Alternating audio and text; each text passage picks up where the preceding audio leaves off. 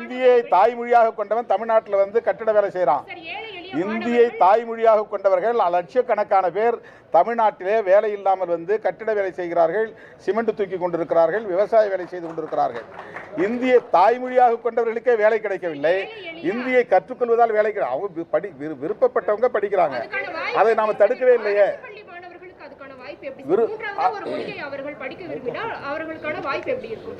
மூன்றாவதாக படிக்காதவர்கள் யாரும் விரும்பவில்லை. விரும்புகிறவர்கள் படிக்கிறார்கள். முடிந்தவர்கள் படிக்கிறார்கள். அது ஒன்றும் கட்டாயம் இல்லை.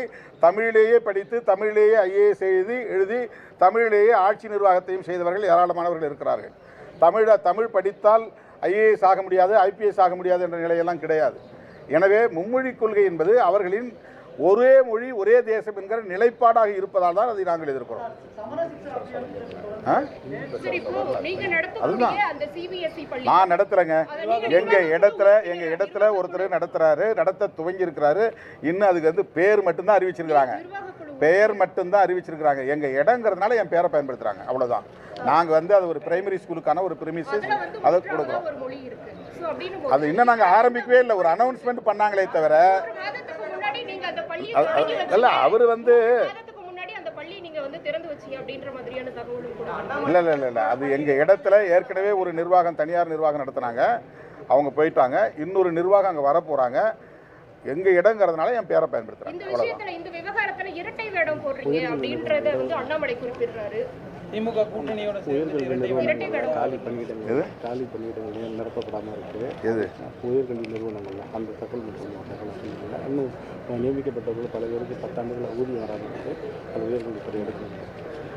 அண்ணாமலை பரபரப்புக்காக ஒவ்வொரு நாளும் ஒவ்வொன்றை பேசி கொண்டிருக்கிறார்.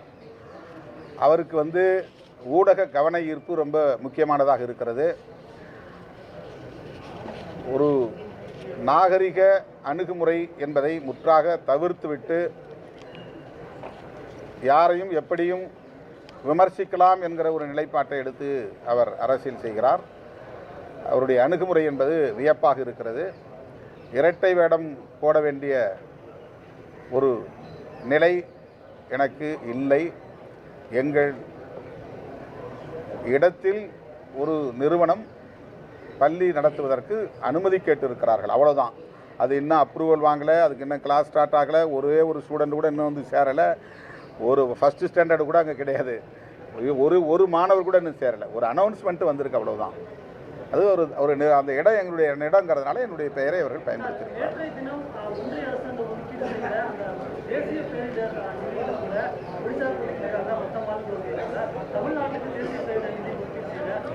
அதை பற்றியெல்லாம் அண்ணாமலைக்கு கவலை இல்லை.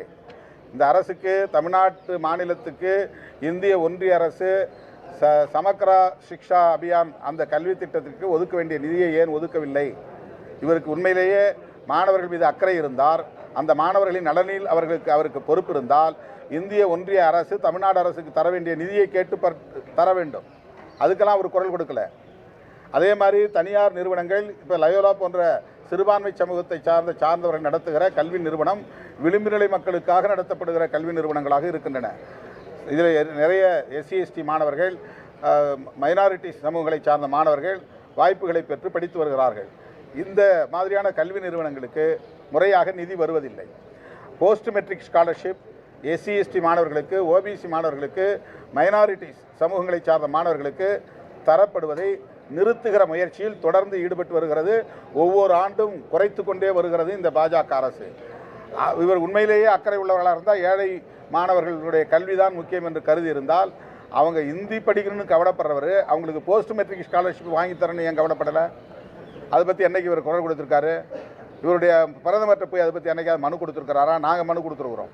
விளிம்பு நிலை சமூகத்தை சார்ந்த மாணவர்களுக்கு போஸ்ட் மெட்ரிக் ஸ்காலர்ஷிப்பு கொடுக்கணும். அதில் வந்து கல்வியில் கூட போஸ்ட் மெட்ரிக் ஸ்காலர்ஷிப் கூட வருமான வரம்பு விதிக்கிறாங்க. அதில் EWS எக்கனாமிக்கலி வீக்கர் செக்ஷன் என்கிற முன்னேறிய சமூகத்தை சார்ந்த மாணவர்களுக்கு 8 லட்சம் ரூபா வருமான வரம்பு. 8 லட்சத்துக்கு மேலே போனால் தான் போஸ்ட் மெட்ரிக் ஸ்காலர்ஷிப் இல்லை. ஆனால் OBC மாணவர்களுக்கு வருமான வரம்பு போஸ்ட் மெட்ரிக் ஸ்காலர்ஷிப் வாங்குறதுக்கு வெறும் 2 லட்சம் ரூபா. 2 லட்சத்துக்கு மேலே ஒருத்தர் சம்பளம் வாங்குறான், ஆண்டு வருமானம் வாங்குறான்னா அவன் பிள்ளைக்கு போஸ்ட் மெட்ரிக் ஸ்காலர்ஷிப் கிடையாது. SC ST மாணவர்களுடைய பெற்றோரின் ஆண்டு வருமானம் 2.5 லட்சமாக இருந்தால் அதற்கு மேலே வாங்கக்கூடியவர்களுக்கு போஸ்ட் மெட்ரிக் ஸ்காலர்ஷிப் கிடையாது. இவ்வளவு மோசமான வருமான வரம்பை வைத்திருக்கிற மோடி அரசிடம் போய் அண்ணாமலை கேட்க வேண்டியது தானே. இந்த ஓபிசி மாணவர்கள்லாம் இந்து சமூகத்தை சார்ந்த மாணவர்கள் தானே அதிகம் இருக்கிறாங்க. எஸ்சி எஸ்டியில் இந்து சமூகத்தை சார்ந்த மாணவர்கள் தானே இருக்கிறாங்க.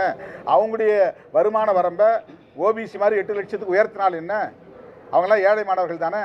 அவங்களுக்கு போஸ்ட் மெட்ரிக் ஸ்காலர்ஷிப் கொடுக்கக்கூடாது என்பதற்காக சூழ்ச்சி செய்யக்கூடிய இந்த பாஜக பாசிச அரசு போஸ்ட் மெட்ரிக் ஸ்காலர்ஷிப் தருவதற்கு இவ்வளவு பெரிய டிஸ்கிரிமினேஷன் பாகுபாடு வச்சிருக்கு. முன்னேறிய சமூகத்தில் பிறந்த மாணவர்களுக்கு வருமான வரம்பு 8 லட்சம். ஆனால் ஏழை எளிய எஸ்சி எஸ்டி ஓபிசி மாணவர்களுக்கு வருமான வரம்பு 2 லட்சம் 2.5 லட்சம். இந்த பாகுபாட்டை களைவதற்கு இந்த பாஜக என்ன செய்திருக்கிறது? இந்த அண்ணாமலை போன்றவர்கள் என்ன குரல் கொடுத்திருக்கிறார்கள்?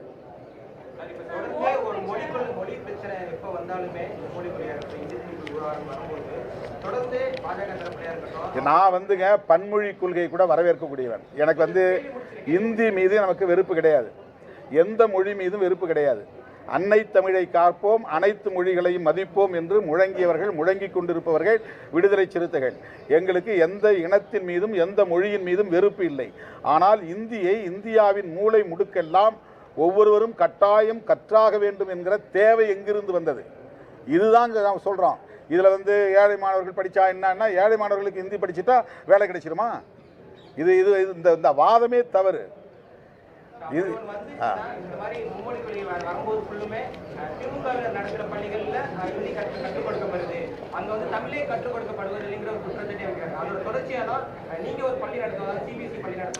அரசு பள்ளிகளில் தான் பண்ணக்கூடாதுன்ற அரசாங்கம் தனியார் பள்ளிகளை விட அரசாங்க பள்ளிகள் தானே அதிகம். அரசு பள்ளிகளில் ஒரு கொள்கையை நீ நிலைநாட்டுவதுங்கிறது பர்பெச்சுவேட் ஆயிரும்ல, அது நிரந்தரம் ஆயிரும்ல. தனியார் பள்ளிகளை என்னைக்கு வேணாலும் அரசு பள்ளிகளை மாற்றிட முடியும், அது பிரச்சனை கிடையாது. அரசு பள்ளிகளில் ஏன் இந்த கொள்கையை நீ திணிக்கிறீங்க? இந்தியா முழுக்க ஒரே கொள்கையை ஏன் திணிக்கிறீங்க? அந்த திணிப்பு ஏன்? சுதந்திரம்ங்கிறது வேற, விருப்பம் என்பது வேற, இயன்றவர்கள் படிக்கட்டுங்கிறது வேற. நீ திட்டமிட்டு எல்லோருக்கும் இந்த கல்வியை நாங்கள் திணிப்போம், நீ எல்லாரும் கட்டாயமாக இந்தியை கற்றுக்கணும், எல்லோரும் இந்தியை நீ பேசணும், இந்தியை எழுதணுங்கிறதுக்கான தேவை எங்கிருந்து வந்தது? என்னையே நீ இந்தி வாழாவாக மாற்ற முயற்சிக்கிறாய். என்னுடைய எதிர்கால வாரிசுகளை எல்லாம் இந்தி பேசக்கூடிய மக்களாக மாற்றுவதற்கான நோக்கம் என்ன? உனக்கு ஒரு ஹிடன் அஜெண்டா இருக்கிறது, ஒரு அரசியல் நோக்கம் இருக்கிறது. இந்த தேசத்தில் ஒரே மொழி கொள்கையை கொண்டு வர வேண்டும் என்பது மிகவும் ஆபத்தானது என்பதுதான் நாங்கள் சுட்டிக்காட்டுகிற ஒரு உண்மை.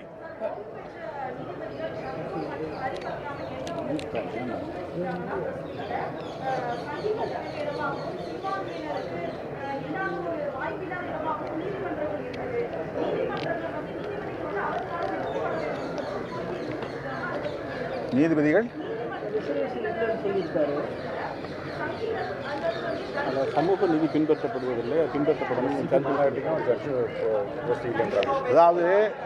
அதாவது இந்தியாவில் அரசமைப்பு சட்டம் நடைமுறையில் இருப்பதை விட சனாதன சட்டம் நடைமுறையில் இருக்கிறது என்பது உண்மை என்பதை இன்றைக்கும் நிரூபித்து காட்டக்கூடிய ஒன்றாக இருக்கிற இடம்தான் நீதிமன்றம். நீதிமன்றத்தில் நீதிபதிகள் நியமனங்களில் ஓபிசி சமூகங்களை சார்ந்தவர்கள் கூட 1% இல்லை என்பதுதான் உண்மையாக இருக்கிறது. எஸ்சி எஸ்டி நினைத்து கூட பார்க்க முடியாத ஒரு நிலை இருக்கிறது. நாடு விடுதலை பெற்று 75 ஆண்டுகளை கடந்த நிலையிலும் 21ஆம் நூற்றாண்டை நோக்கி நாம் போய்கொண்டிருக்கிற சூழலிலும் ஜனநாயகமே உலகம் முழுவதும் பரவியிருக்கிற சூழலிலும் கூட இந்தியாவில் உயர்கல்வி நிறுவனங்களிலும் நீதிமன்றங்களிலும் ஒரு குறிப்பிட்ட உயர் சாதியை சார்ந்தவர்கள் மட்டுமே கோலோச்ச முடியும் என்கிற நிலை இங்கே நீடிக்கிறது. இதுதான் இந்த மண்ணில் இன்றைக்கும் அரசமைப்பு சட்டம் 10% கூட நடைமுறைக்கு வரவில்லை. 90% சனாதன சட்டமாக இருக்கிற மனுஸ்மிருதியே இங்கு ஆட்சி நிர்வாகத்தில் இருக்கிறது என்பதை அவை உறுதிப்படுத்துகின்றன.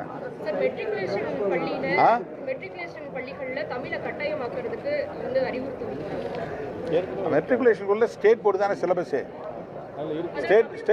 மாநில அரசு கல்வி திட்டம் தான் மெட்ரிகுலேஷன் பள்ளிகளில் இருக்கு. சிபிஎஸ்சியில் மட்டும்தான் இந்தி இருக்குது. சமச்சீர் கல்வி முறை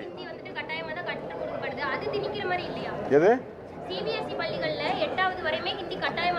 அதாவது ஒவ்வொரு கல்வியை அறிமுகப்படுத்தும் போதும் ஒரு எதிர்ப்பு மக்கள்கிட்ட இருந்திருக்கு. நவோதயா கல்வியை நம்ம எதிர்த்தும் தமிழ்நாட்டுக்குள்ள நுழையல.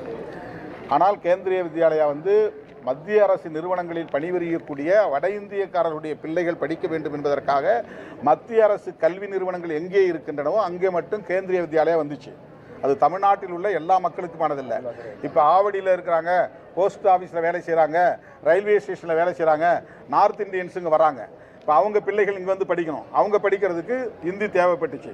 அதனால் கேந்திரிய வித்யாலயாங்கிற ஒரு கல்வி திட்டத்தை கொண்டு வந்தாங்க. அது போன்ற கல்வி நிறுவனங்களை இப்போ நம்ம எதிர்க்கலை. அது வந்து இங்கே எஸ்டாப்ளிஷ் ஆயிடுச்சு. ஆனால் ஒவ்வொரு முறையும் ஒரு உள்நோக்கத்தோடு இந்தியை எல்லோரும் பயின்றாக வேண்டும் என்று கட்டாயப்படுத்துவது ஆப்ஷனல் இல்லை. இது வந்து தமிழ்நாட்டில் இருக்கிற மூளை முடுக்கெல்லாம் இருக்கக்கூடிய ஒவ்வொரு தமிழ் பிள்ளையும் கட்டாயம் படித்தாக வேண்டும்.